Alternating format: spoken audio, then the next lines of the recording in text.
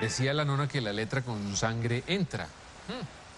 Luego de la decisión del gobierno francés de aprobar una ley que prohíbe castigos corporales a los niños, la directora general del Instituto Colombiano de Bienestar Familiar instó a eliminar el castigo físico y los tratos crueles como prácticas de enseñanza.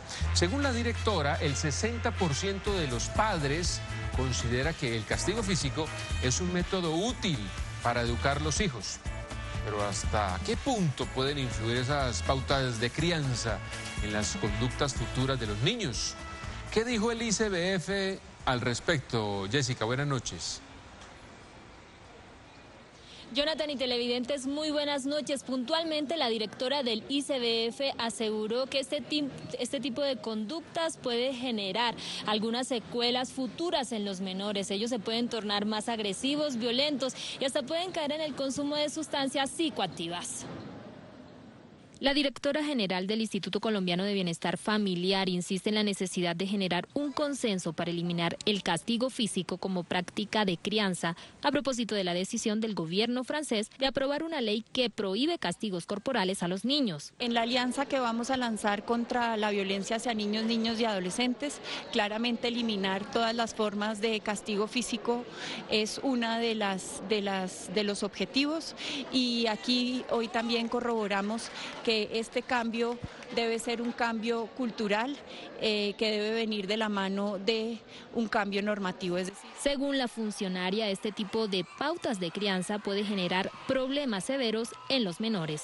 Las cifras que en este momento manejamos es que alrededor del 60% de los padres de familia consideran que el castigo físico es un método útil para educar a los hijos.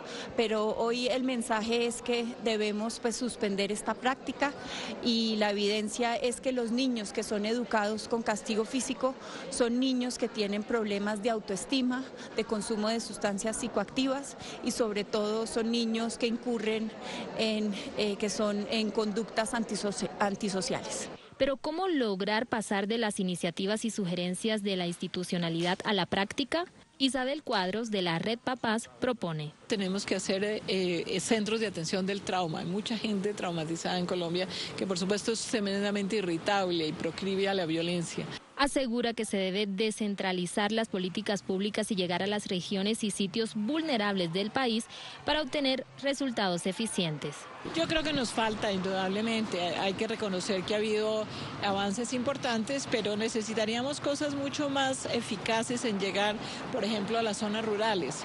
Necesitamos apoyo de los medios de comunicación para realmente poder atender toda esa necesidad básica que tienen las familias de educación para la crianza. Aunque coincide en que la educación para la crianza debe estar asociada al manejo de la crisis, y dar golpes no es la opción.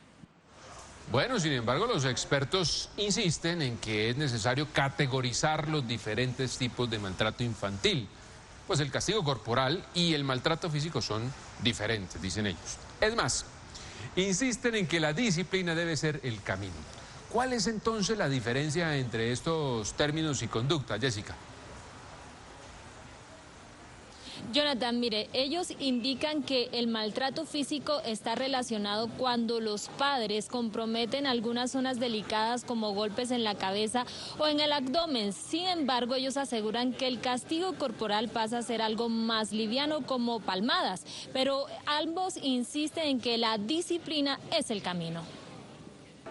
Según un reciente estudio de la Universidad de La Sabana, los tipos de castigo físico más utilizados en el país son con un objeto, una palmada, un pellizco, una cachetada y con una golpiza. Pero el maltrato infantil, según los expertos, tiene diferentes tipologías. Entre esos está el maltrato físico.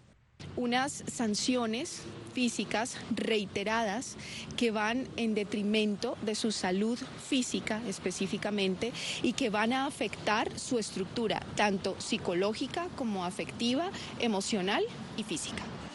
Indican que el facilismo impulsa a los padres a aplicar esa metodología. Es mucho más fácil poder pegarle a un niño que sentarme con el niño a explicarle por qué un comportamiento es adecuado o es inadecuado. También se refieren al castigo corporal. Lo que establece la diferencia básicamente es la frecuencia y la intensidad con la que los padres recurren a este tipo de retroalimentación para los niños.